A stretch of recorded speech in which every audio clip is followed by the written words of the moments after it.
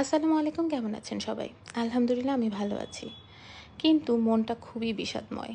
বুঝতে পারছি না ৭ বছরের বাচ্চার শরীরে কি এমন আকর্ষণ আছে তাদেরকে ধর্ষিত হতে হচ্ছে। পুরুষদের কেন এত আকর্ষণ করছে এই একটা ৭ বছরের মেয়ে বাচ্চার? আমার জানা নেই। এদেরকে কেমন শাস্তি দেওয়া উচিত? এদের কী শাস্তি হওয়া উচিত? আমার তো মনের মধ্যে অনেক শাস্তির কথা মনে হচ্ছে।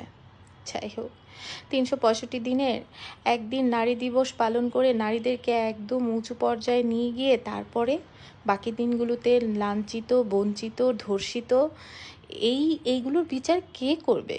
কখন হবে? কবে দৃষ্টান্তমূলক বিচার হবে যে নারীদের উপরে এরকম অত্যাচার বন্ধ হবে? যাই হোক, আমরা নারীরা প্রিয় মানুষগুলোর জন্যই রান্না করি। সেখানে পুরুষও হয়, বাচ্চা হয়, সবাই হয়। খুব ভালোবাসা দিয়ে, যত্ন দিয়ে রান্না করি। আজকে করছিলাম চিকেন চিজ বল। চিকেন নিয়ে নিয়েছিলাম, সেখানে দিয়েছিলাম গার্লিক পাউডার, তারপরে জিঞ্জার পাউডার। আমি এগুলোতে একটু পাউডার ইউজ করতে পছন্দ করি, টেক্সচারটা ভালো হয়। তারপরে চিলি ফ্লেক্স দিয়ে কিমা করে নিয়ে সেখানে দিয়ে দিয়েছিলাম ডিম, তারপর ধনেপাতা, তারপর অরিগ্যানো দিয়ে দিয়েছিলাম, গোলমরিচের গুঁড়ো দিয়ে একটু রেস্টে রেখে দিয়েছিলাম।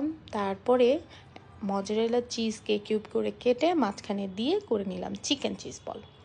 এটাকে আমি ব্রেড ক্রামে গড়িয়ে তারপরে রেখে দিয়েছিলাম কিছুক্ষণ রেস্টে। কিছুটা আমি প্রিজার্ভ করেছি, কারণ এতগুলো তো খাওয়া হবে না। আমি একদিনে অনেকগুলো করে রাখি যেন অন্তত ১ সপ্তাহ চলে যায়। একদিনই তো একই রকম নাস্তা খেতেও পছন্দ করে না। হয়ে গেল আমার চিকেন চিজ বল। তারপর ভেজে নিলাম। এইটা গরম গরম পরিবেশন করলে বাচ্চারা খুবই পছন্দ করে।